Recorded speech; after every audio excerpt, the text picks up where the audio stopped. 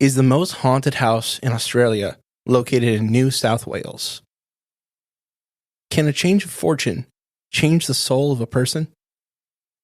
Does the ghost of a boy still scream for help as he did in life? Today we test the believability of the Monte Cristo Homestead.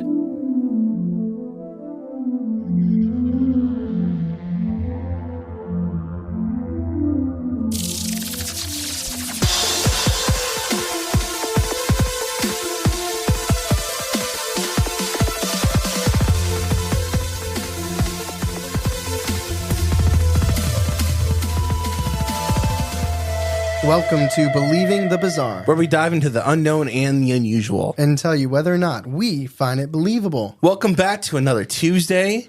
You know, this is 2 weeks in a row we got food-themed episodes. If you think of the Monte Cristo. If you think about it, like the sandwich. Well, is that a common sandwich, or is that just if you go to Melt? No, it's a common sandwich. Okay. Many places have a Monte Cristo sandwich. This is not named after that. I don't know why they named it Monte Cristo, honestly. You know, I have this weird problem with my shoulder and my neck. I strained it when I was lifting very, very incredibly heavy weights. You know, very, very heavy Upwards of 10 pounds. Maybe 15. But I had this weird thing because it affects my neck and my posture. And sometimes, and I noticed that at a meeting today, I feel like a shortness of breath sometimes. But not like a shortness. It's like a pin. It's like when you have a water hose and you pinch it and a little water comes out. Yes, like I feel like my airflow is fine. I feel like it's impeded by I don't know. It feels harder to consistently talk in one breath with this injury. It's like almost like a pinched nerve, right? Yeah, but it affects. I don't know. It's the way I'm like. I have to position my body. Well, not only will you be out of breath while talking, you'll be out of breath while you're stunned by the facts of this case. Yeah, well, all that to say, I'm glad it's your episode this week. The Monte Cristo Homestead is our first haunted house in Australia. Is that right? It's in terms of haunted houses, probably. Such an exciting continent. Also an island. I love Australia. But let's talk about the haunted Monte Cristo Homestead. Before we start this episode, I do want to say there are a couple of trigger warnings. One of animal abuse and suicide. Well, I don't even want to listen to this. Can I leave? No, you have to stay. Okay. My sources are thelittlehouseofhorrors.com, super fun name, and paranormal.com.au. Should be Little House on the Prairie Dog. Aren't they from Australia? No. Where are prairie dogs from? America. Well, like zoos, but where are they really from? I think they're from America. Aren't they? Are they from Australia? I don't know. They might be from South America or Africa. Maybe Africa. You know what? I think it's Africa because in the Cleveland Zoo, their exhibit is right by the elephants. The Great Plains. Of what? America? I don't know. Like I said? It doesn't matter. You're right. So it doesn't matter. Yeah, they're from North America. Yeah. Utah. Mormon. They're Mormons? So in New South Wales sits what is allegedly the most haunted house in Australia.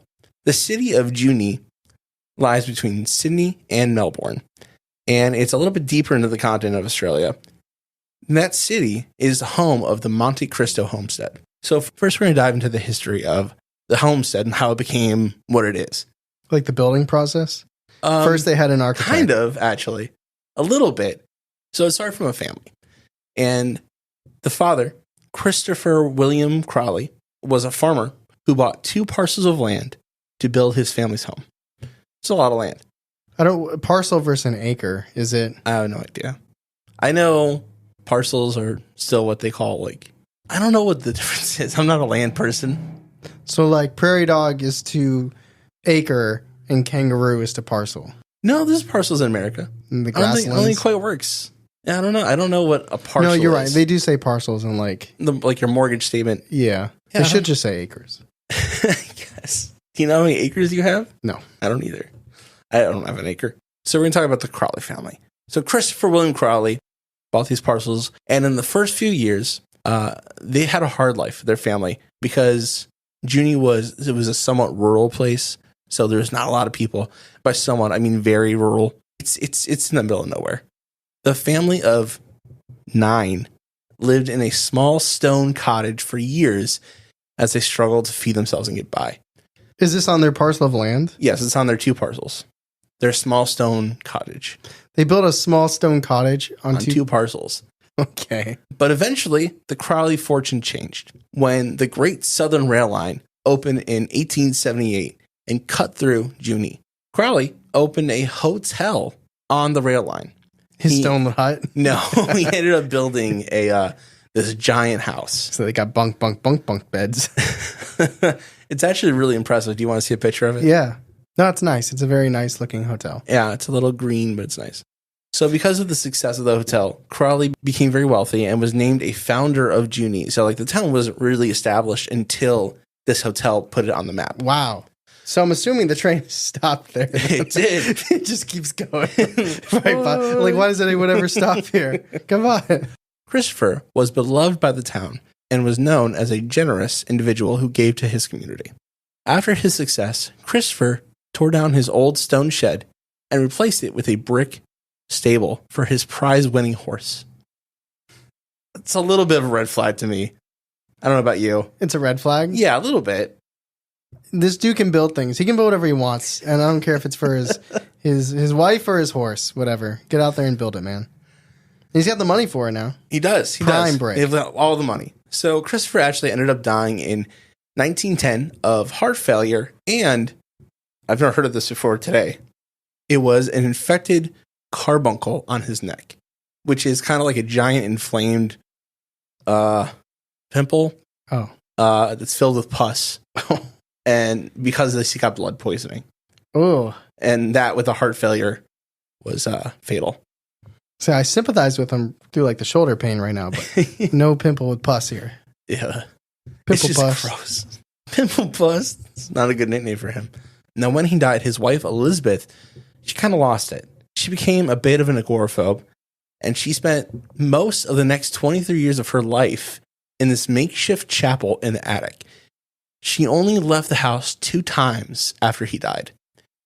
She died at the age of 92 of a ruptured appendix.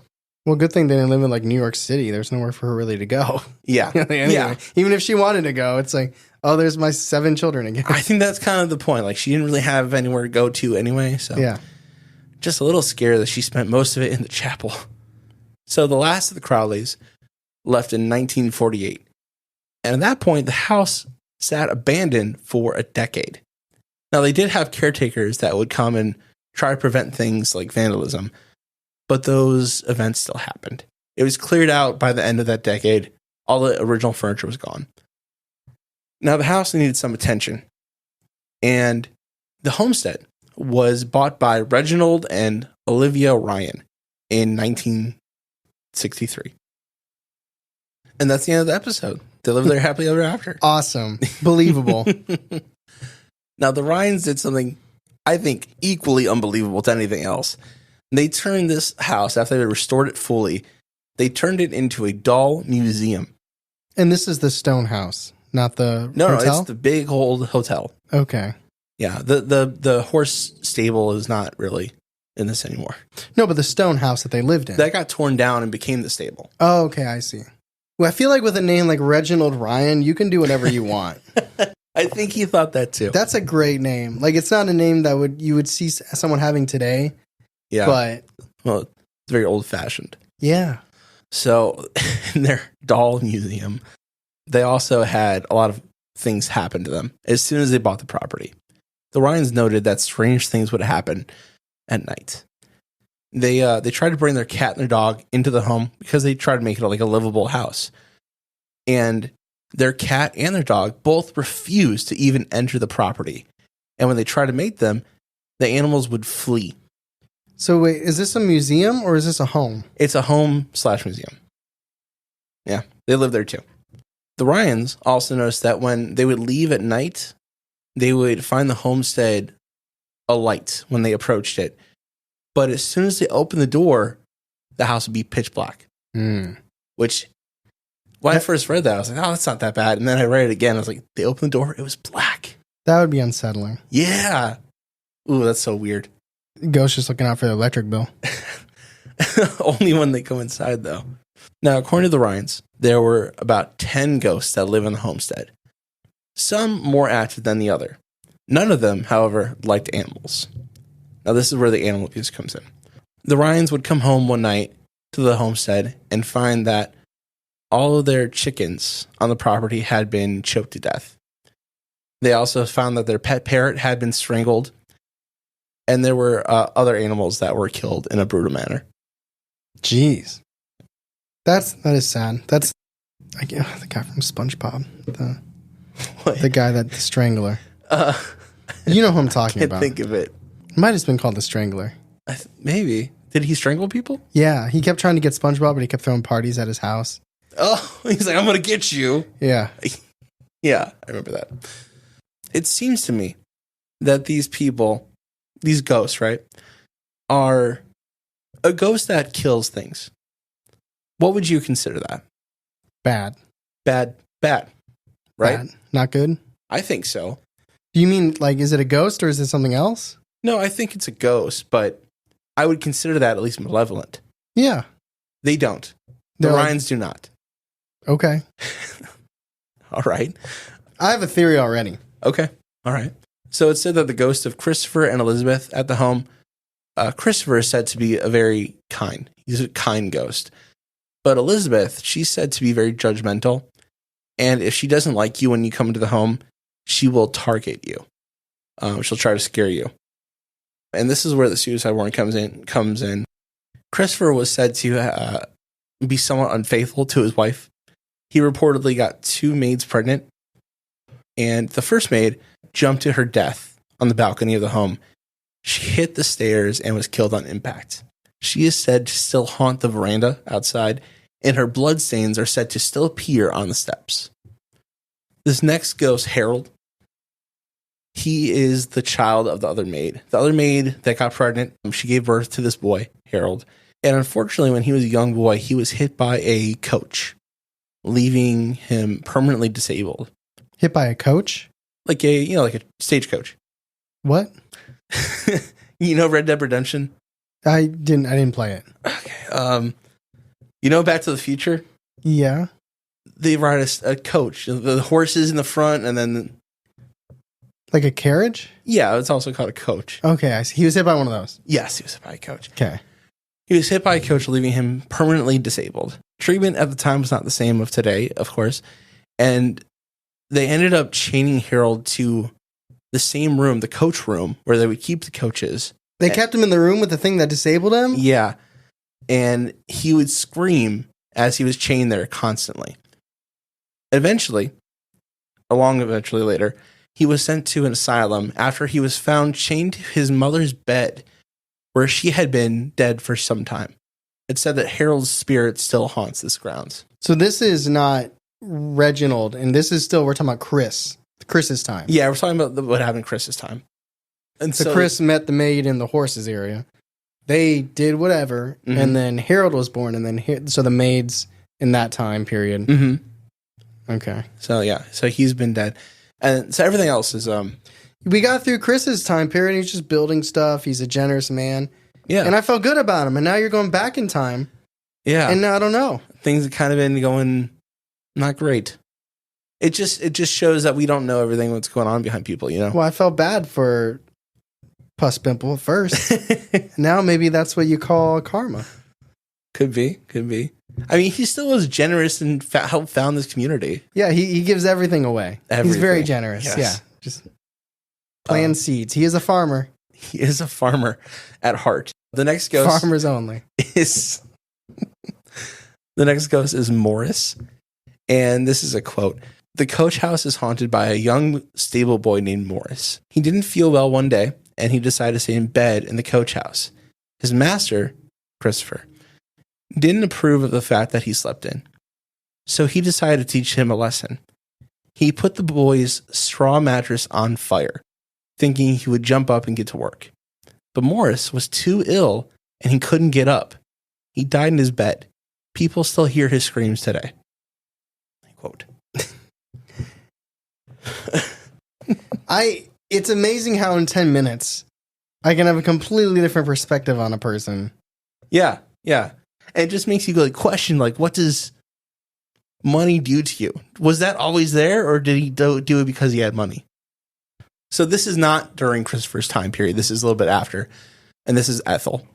So the Crawleys' infant granddaughter, Ethel, died in 1917 because the nursemaid dropped her on the stairs. She claimed that she was pushed by an unseen force, but she was not believed. Today, children who visit the museum become irritable and upset when they enter the stairs. Some guests say they feel as if they're being pushed on their backs.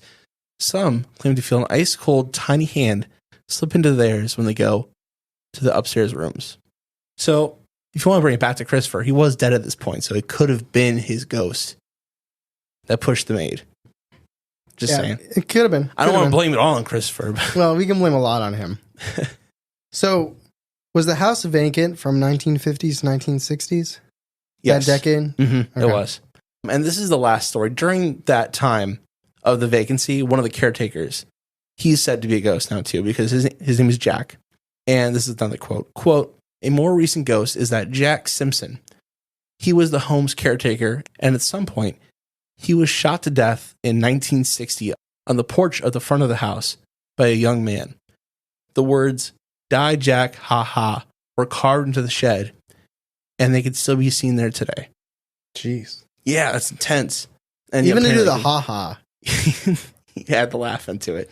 It'd be probably LOL now. No, I still do the ha ha all the time. You and I are keeping ha ha alive. Well, we're in a sea of LOLs. It's weird.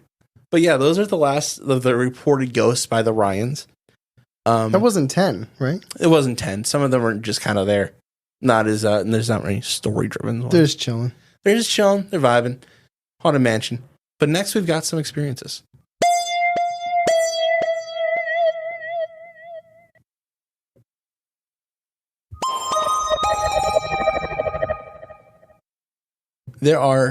This person had multiple experiences from the Monte Cristo Homestead in Junee. They are all from one person, but she had multiple at that time. She said, quote, and this is from Reddit, by the way. She said, quote, I was recently a skeptic about the whole paranormal. That was until I visited the Monte Cristo Homestead. This year, July, supposedly Australia's most haunted house. This was for my birthday, as I wanted the adrenaline rush, and I stupidly booked a stay overnight. Now, mind you, because it's Reddit, I only got 3 hours of sleep the whole time. Feel it. We arrived there at the house at about 3 p.m, and we were the first ones there, so we were told to wander around and get settled for the next hour or so. And this is where it starts to get creepy. Standing in the front of the homestead to the left, there's a gift shop, and it's pretty new. I wandered over to the left of the veranda and took a picture of the gift shop. When the arrived tour guide said to take pictures of the windows because that's where they like to show up. I didn't believe it, but I did anyway. So I zoomed into the gift shop windows, and just as my finger touched the camera button, a little girl's head popped up in the window. And this about gave me a mini heart attack. I jokingly told my dad that I thought she was a ghost for a second, but later found out from the tour guide that her name is Molly, one of the previous young maids who died around 100 years ago. She haunts the property among many other ghosts. And that was before even scarier stuff happened later in the night. And I actually have a picture of the ghost. You want to see it? Yep. So what do you think? It's definitely a little girl. Yeah? There's something there. Okay, something there. Do you think it's a ghost? It's something. It's hard to tell. You can't tell. Well, it's a girl, whether it's a ghost or not. Something is there. Yeah. Now, this is also from the same poster in the same thread. She said, after I was told it was indeed a young Irish maid around 8 or 9, I was all ready to get out of there, and I hadn't even had dinner yet. But they said it was one of the best photos they'd ever had. Later on the tour, we walked through a very large house on the grounds, and the whole place had a weird aura about it. I could breathe smoke in every room, although I found it much cooler in the rooms where people had died in. Another experience I had was when I was touched in the back of the neck. Before I went to Monte Cristo, I made sure to wear a cross and carry rosary beads with me to make me feel safer, I guess. Obviously, as I moved my neck around through the night, my cross slid up and down and rubbed against my neck. However, in one of the more haunted rooms, I was standing in the corner, standing completely still, and the chain slid all the way across my neck. It felt so unnatural. Weirdly out of instinct, I looked behind me even though I knew no one was there. But there was a bookshelf and a chair. And then she's got one more big experience from trying to stay the night there. So that was it just like sliding, or was it pulled back? It was like pulled across her chest. So this is the last big story from her. She said, quote, "Throughout the tour, it was pretty creepy, as expected, but things got quite tense when an old lady in our tour group was pushed into her husband by something we couldn't see.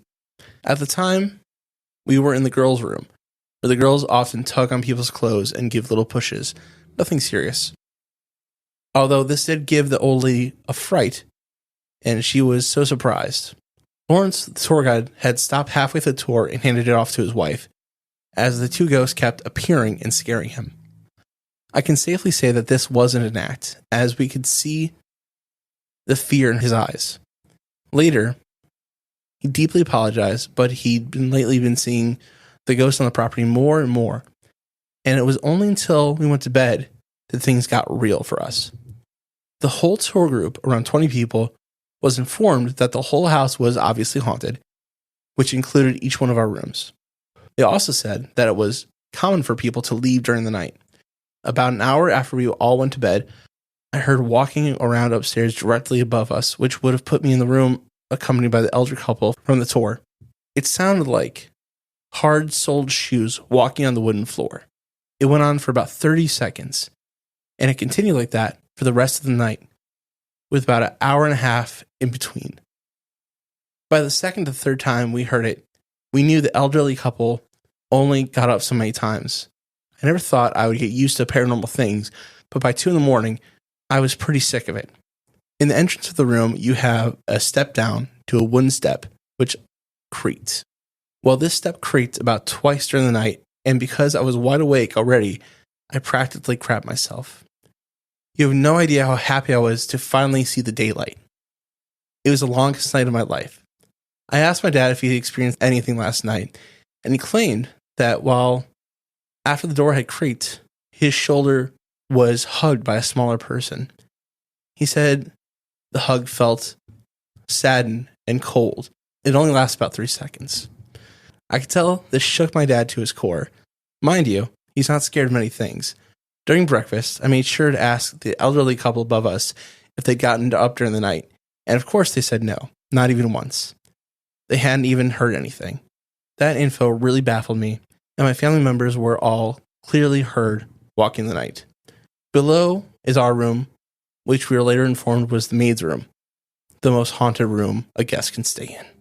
And those are the experiences of one person staying at the Monte Cristo Homestead.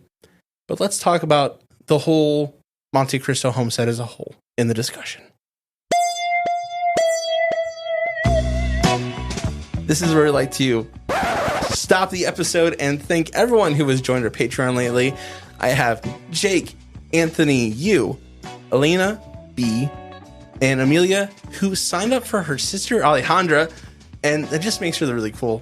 That is a really cool present. So when you said you, the last name start with you. Anthony, you? Talking to me. No, Anthony, you. You. Yes. But thank you, Amelia and Alejandra. Appreciate you both.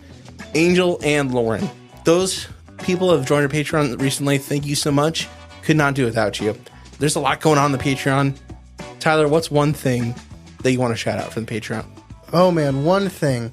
Listen, if you like stories like our discussion of the Miami UFO incident, you will really like Bizarre News. It's a segment where we're not talking about stories or old-time urban legends. It is things that are happening in the news, like alien sightings, Bigfoot sightings, weird things they're finding in space, radio frequencies that are coming, new inventions that are strange and bizarre.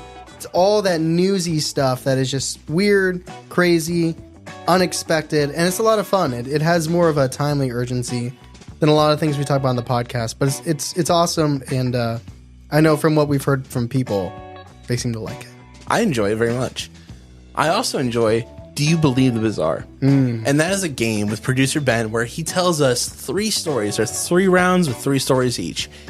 And we, Tyler and I, and you, playing at home, have to guess which story that Ben wrote or which stories he found on the internet. Ben has his own distinct style.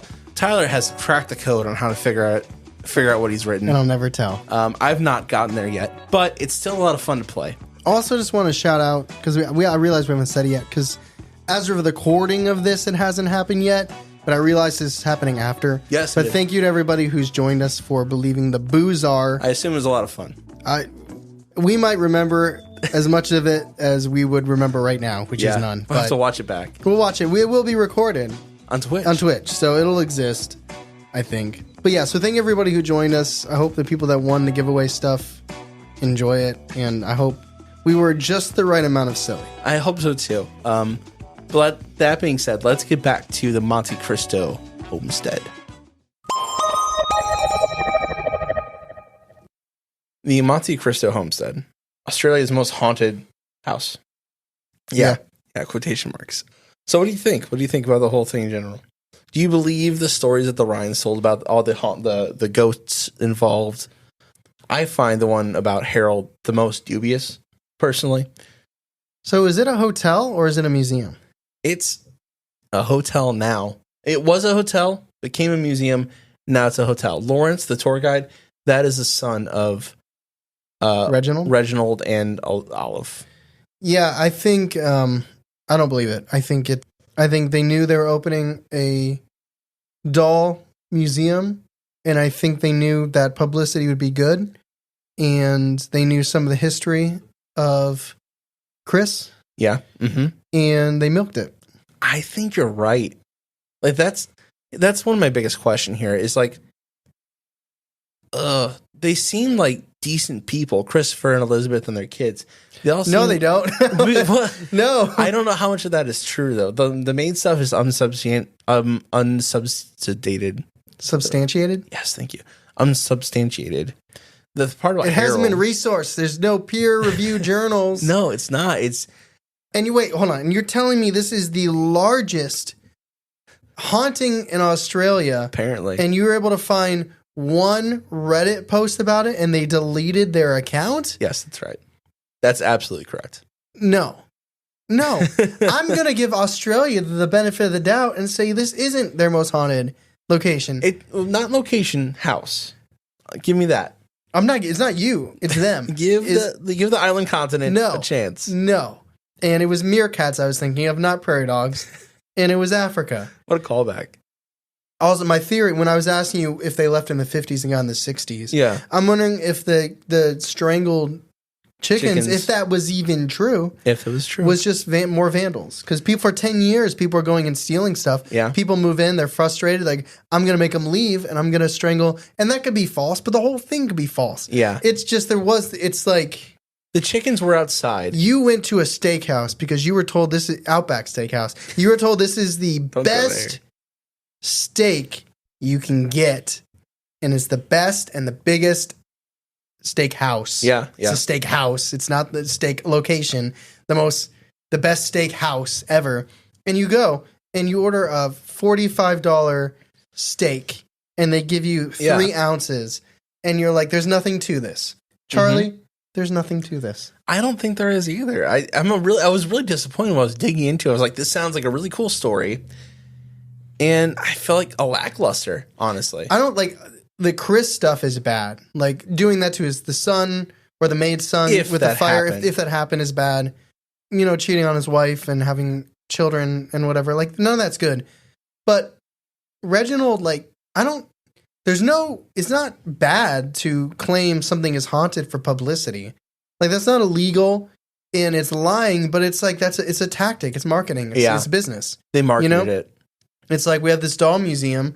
Well, people find it a lot more interesting if it's a haunted doll museum. Mm-hmm. And to know that like a Reddit person may have experienced all of that in one night and then no one else. Mm-hmm. It's been open for years at this point too. And it feels like there should be more experiences. There's not that many though. Now there are some YouTube videos. None of them are very compelling. They need to hire better tour guides too, because if they're getting too scared halfway through, it's literally your job. That was Lawrence. That was the son. But he's a tour guide. He was touring it himself. Well, You're not doing good. You know what it felt like with the Redditor, and I'll treat it like it's a real thing for a moment. You know those like those vacations you go on, or moments of a vacation where you're not enjoying yourself, but you spent money, and you're like, I'm doing this not because I'm enjoying it in the moment, but because I know it's going to be something I'll say later that I'm glad I did. I feel like it's a bad vacation practice, but that's totally what this Redditor did, because they hated every moment of it. They got terrible sleep. They said, I couldn't wait until it was the next day. It's like, you paid for this. Yeah. I know you wanted an adrenaline kick. You made the choice. But I don't want to put it all on them, because I think a lot of people have moments like that where it's like, sometimes no matter where you go, the idea of what you're doing is better than when you're doing it in the moment. Yes, that's very true for a lot of things. I'll give you, and I'm not just saying like other people, I'll give you an example, which I try to make the most of it in the moment. So when I went to New Mexico last year, I hiked the rim of a volcano with my wife and my son, who was a little under 2 at the time. He was very young. And she was carrying him on a hip carrier, but there was no straps. And you were like 7,000 feet in the air around the ring of this volcano. And listen, the views were amazing. I was making little video clips, post them to our Instagram for BTB. When I think back on the trip, that was one of the highlights. I was so anxious because all it took was a 18-month-year-old to wiggle, shake, and pivot and fall. And she goes with him. And you're a single dude. I have a lot of explaining to do when I come back to Ohio. Yeah. For like an hour and a half. Like that anxiety. Yeah. And in the moment, I'm like, how close are we to the end? How close are we to the end? This is awesome. How close are we to the end? And I mean, I have a fear of heights, and some spots are like straight down. You couldn't see the path in front of you. But now when I talk about the trip to New Mexico, that's a highlight. It's one of the best things I did. It was so cool. In the moment, so scary. Almost couldn't wait for it to be done. Even though I enjoyed it at its epicenter, but that's what this reminds me of. It's like, I wanted to go this ghost hunting trip. Yeah. Hated every minute of it. Couldn't wait for it to be over. It's silly. That's not episode specific. That's an overarching comment I want to make on people and paying for experiences. I agree with you. Skeptical? Yeah, and they're lucky I didn't go unbelievable. I'm doing it because for Australia. For all the kangaroos out there, I'm doing it for you. I'm going unbelievable. Okay. There's nothing to it. So thank you for listening to the Monte Cristo Homestead. Australians, please hit me up and let me know more haunted things there, because I was disappointed. People who aren't Australian, if you're listening to this on Spotify, you can comment specifically on this episode. Just write crikey. That's it. That's crikey. It. That's I can't believe it's not haunted. That's how I feel about it. I feel like there's going to be a particular group of people from Australia that are going to be frustrated that we went lower on it. Well, I mean, no, I stand by it. It is what it is. You know, we need more. Maybe y'all got like you're hiding your sources over there. I mean, I dug through quite a few articles. I went to page 2 on Google, more than page 2. I had quite a time. And it's interesting, though. Everything I did look at repeated the same stories. I was like, so these are the known stories. Yeah. But that's for Spotify. If you're listening on Apple, you can give us an overarching rating for the entire podcast. Not just for this episode, but the other 211 episodes besides this one that we've done. Yeah. And some bonus ones. There's a Baker Mayfield UFO sighting in there, y'all. Yeah, and if you like it, please leave a 5-star. If you don't like it, please don't make me cry. You can, you don't have to leave a review if you don't like it. If it's constructive. Yeah, if it's constructive, that's fine. I'm just going to say, I've never left a negative review for someone's creative artwork before. But that's me. That's me. That's me. I'm about to say I'm better. But also, if you like what you're listening to and you're all cut up, and you want to listen to more, I said caught up. I swear to God, I said caught up. I'm all cut up, man. If you're all caught up and you still got car rides and commutes and dog walks and stuff to dishes to wash, and you need a little bit more content, we are on Patreon. 7 to 10 pieces of new content every single month, including movies, hangouts, quizzes, segments, games. We watch horror movies. So much stuff over there on Patreon. So if you're all caught up, you want a little bit more, go check that out. Oh, yeah, and we always shout out some Spotify people. Oh, yeah. Go ahead, Charlie. And, you know, people that leave the episode specific comments. Some of y'all made me laugh really hard on this last Pretty episode with good. your comments. The Rotenburg, and they said it right, Cannibal. Rotenburg, yeah. It was Apparently. not a paranormal story, but it was crazy. From Sarah, this ep made my stomach hurt, but I'm a diehard ranch girly. Ranch. Oh, Because we talked about the seasoning. ranch, diehard ranch. I hate ranch. I'm a fan. Are you a ranch fan? Yes, I Are you a am. ranch girly? If I got French fries, I need ranch. From Caitlin, he took German sausage, literally. Love that comment. I'm Ben. Because at the end, Ben makes an appearance. Producer Ben, that is. Producer Ben, Cutest Cryptid, said, "You never disappoint. All your episodes are great. Keep up the good work."